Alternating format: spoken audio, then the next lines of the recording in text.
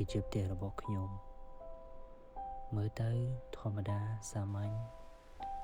ប៉ុន្តែជាកន្លែងមួយដែលធ្វើឲ្យខ្ញុំមានអារម្មណ៍ថាខ្ញុំមានកន្លែង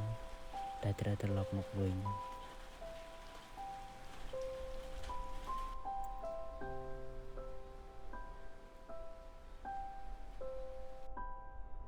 នារីម្នាក់នេះជាម្ដាយរបស់ខ្ញុំគឺជានារីម្នាក់ដ៏រឹងមាំបំផុត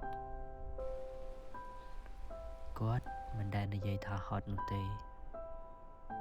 ការងារអ្វីក៏គាត់អាចធ្វើបានដែរគាត់តែងតែសួរខ្ញុំថា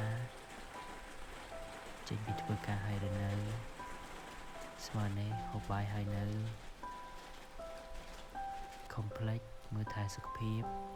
និងថែខ្លួនផង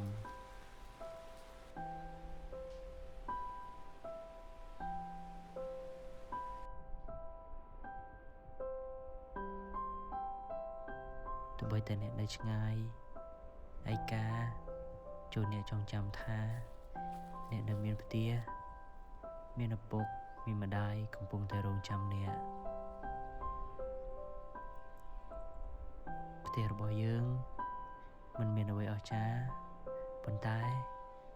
វាជាកន្លែងដែលផ្ដល់ស្នាមញញឹមនិងសេចក្តីសុខផ្លូវចិត្តដោយគ្មានលក្ខខណ្ឌណាមួយឡើយ